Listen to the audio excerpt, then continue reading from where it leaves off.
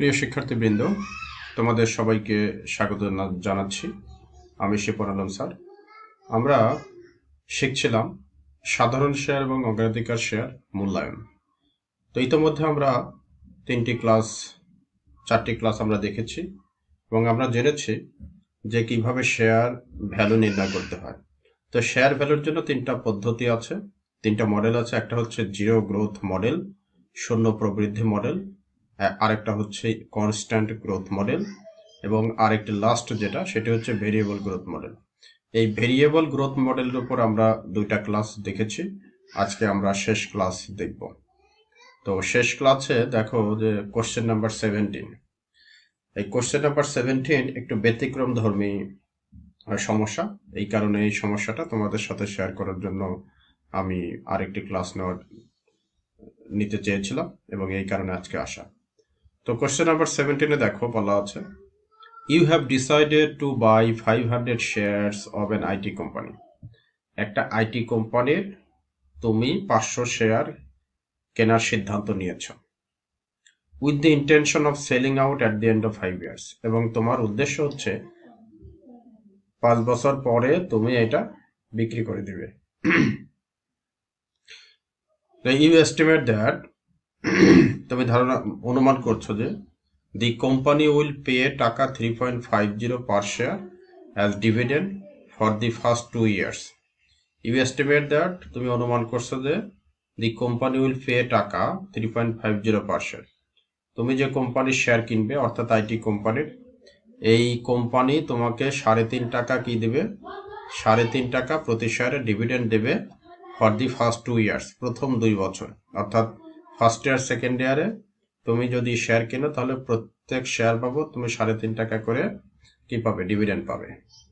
And টাকা 4.50 পার share for the next 3 years, এবং পরের 3 বছর তুমি 4.5 টাকা করে ডিভিডেন্ড পাবে। অর্থাৎ থার্ড ইয়ার, ফোর্থ ইয়ার এবং ফিফথ ইয়ার, এটাতে তুমি 4.5 টাকা করে ডিভিডেন্ড পাবে।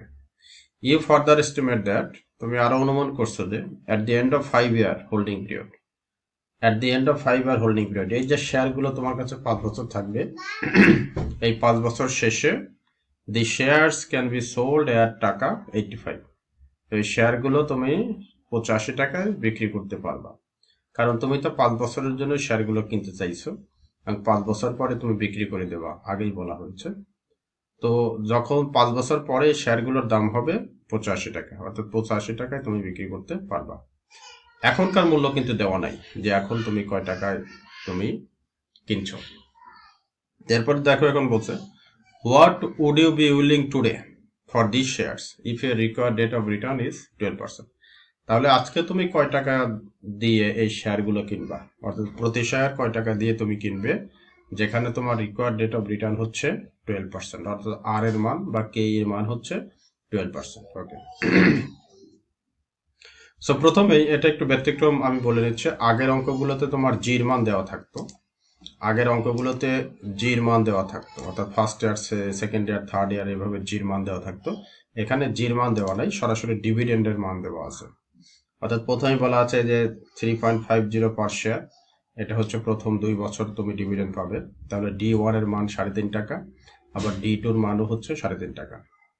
এরপরে বলা ছিল যে এর পরের 3 বছর, অর্থাৎ থার্ড ইয়ার থেকে ফিফথ ইয়ার পর্যন্ত 4.5 টাকা করে ডিভিডেন্ড পাবে প্রতি শেয়ার। তাহলে D3 এর মান হচ্ছে 4.5 টাকা, D4 ও 4.5, D5 ও 4.5।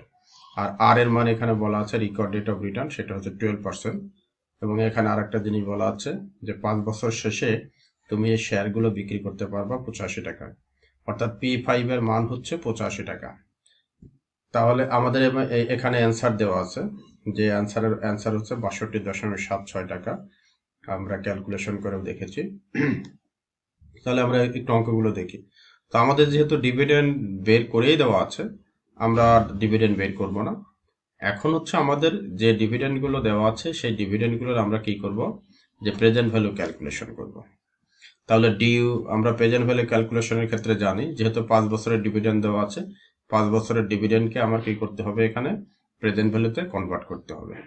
তাহলে D1 divided by 1 plus r to the power 1, D2 divided by 1 plus r to the power 2, এরপরে D3 divided by 1 plus r to the power 3, D4 divided by 1 plus r to the power 4, D5 divided by 1 plus r to the power 4, 5, যেহেতু 5 বছরের dividend দেওয়া আছে এবং 5 বছর পরে আমি শেয়ারগুলো বিক্রি করে দেবো।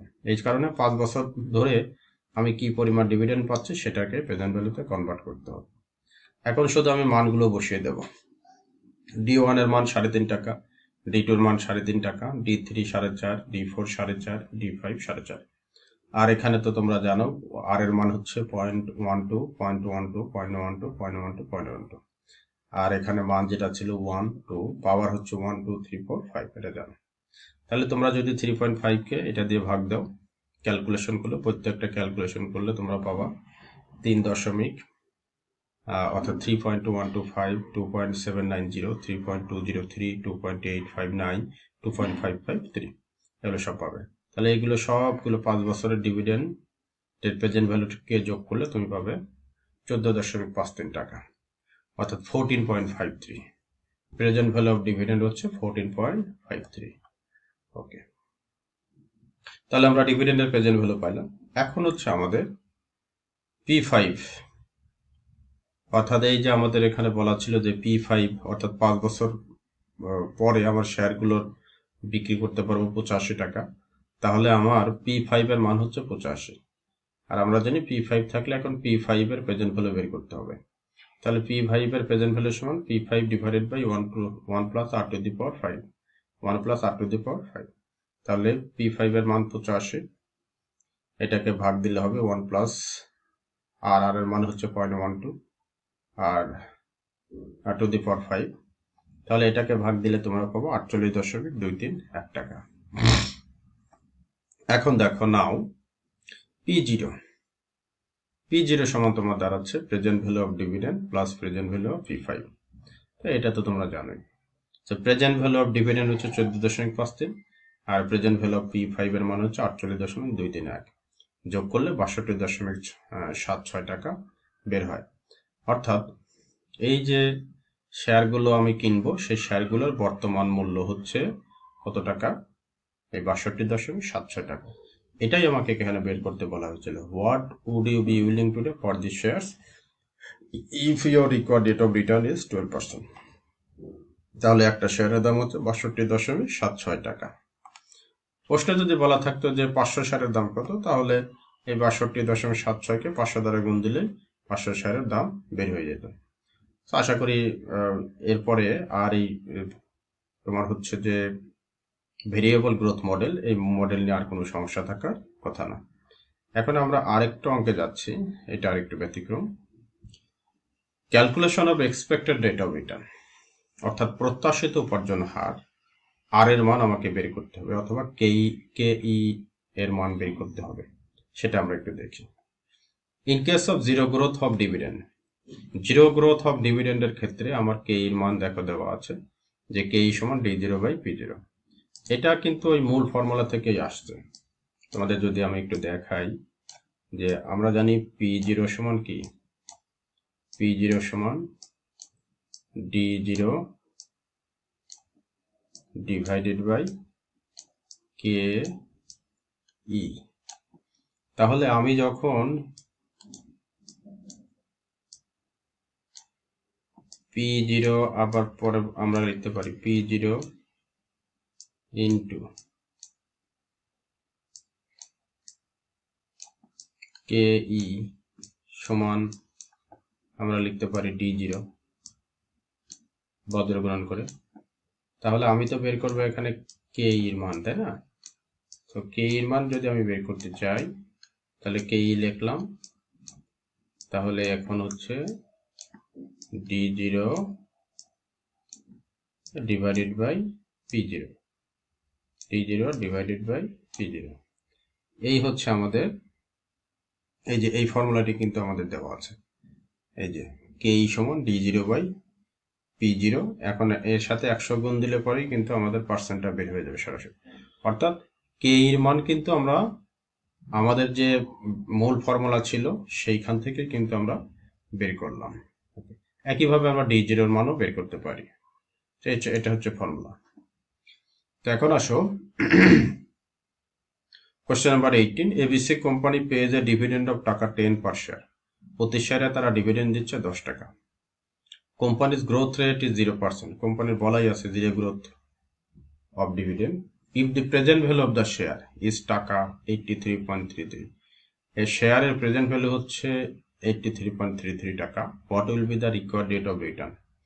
রিকোয়ার্ড ডেট অফ রিটার্ন কেই অথবা আর এর মান কত হবে সেটা বের করতে। তো সলিউশন কি বলছে দেখো, যে হিয়ার P0 এই যে আমার 83.33 টাকা, ডিভিডেন্ড দেওয়া হচ্ছে 10 টাকা করে D0, আর কে এর মান দেওয়া নেই, কে এর মান আমাকে বের করতে হবে। ওকে, উই নো, আমরা জানি কে ই সমান D0, এই যে formula D0 divided by P0 into 100।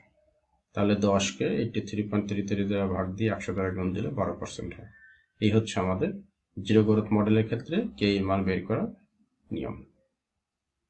আচ্ছা, এরপরে আরেকটা ফর্মুলা আছে, সেটা হচ্ছে ইন কেস অফ গ্রোথের ক্ষেত্রে, অর্থাৎ কনস্ট্যান্ট গ্রোথ মডেলে, সেই মডেল অনুযায়ী আমাদের এই যে এক্সপেক্টেড রিটার্ন অথবা কেই অথবা আর এর মান বের করার ফর্মুলা হচ্ছে D1 divided by P0 into 100 যোগ G। এটা হচ্ছে আমাদের formula D1 divided by P0। আগে খেয়াল করো, আগে ছিল হচ্ছে কি D0, এখন চলে আসছে D1, কারণ এখানে গ্রোথের বিষয় আছে, এই কারণে ডিভাইডেড বাই P0 ইন্টু 100, আর এর সাথে জির মানটা যোগ করতে হবে, যে পরিমাণ গ্রোথ আছে সেটা যোগ করতে হবে, তাহলে এক্সপেক্টেড রিটার্ন পেয়ে যাব। আমরা একটু দেখি। Nova textile equity share sells for টাকা 23 পার শেয়ার। নোভা টেক্সটাইলের শেয়ারগুলো 23 টাকা করে বিক্রি হয় প্রতি শেয়ার। দি কোম্পানিজ ফিনান্স ম্যানেজার, কোম্পানির যে ফিনান্স ম্যানেজার আছে, অ্যান্টিসিপেটস, তারা অনুমান করছে যে a constant growth rate of 10.50%, তাদের কনস্ট্যান্ট গ্রোথ রেট হবে 10.5% করে। And end of year dividend is টাকা 2.50। তো এন্ড অফ ইয়ার বলতে এখানে 1 বছর পরে, অর্থাৎ D1 এর মান 2.50। If the investor requires at 70% return, what is the expected rate of return? কত, সেটা আমাকে বের করতে হবে। তাহলে আমার কি দেওয়া আছে? আমার হচ্ছে শেয়ারের ভ্যালু দেওয়া আছে P0 সমান 23, আমার হচ্ছে D1 এ যে আমাদের হচ্ছে এন্ড অফ ইয়ার ডিভিডেন্ড হচ্ছে 2.50, তাহলে D1 এর মান হচ্ছে 2.50। আর এরপরে আসো কে মান হচ্ছে 17%, আর জির মান হচ্ছে এই যে 10.5%। তাহলে এক্সপেক্টেড রিটার্নের কত সেটা আমাকে বের করতে হবে। তো এক্সপেক্টেড রেট অফ রিটার্ন গ্রোথের ক্ষেত্রে বের করার ফর্মুলা এটা, এর প্রথমে এটা আমরা লিখব যে এক্সপেক্টেড রিটার্ন সমান D1 divided by P0 into 100 যোগ G।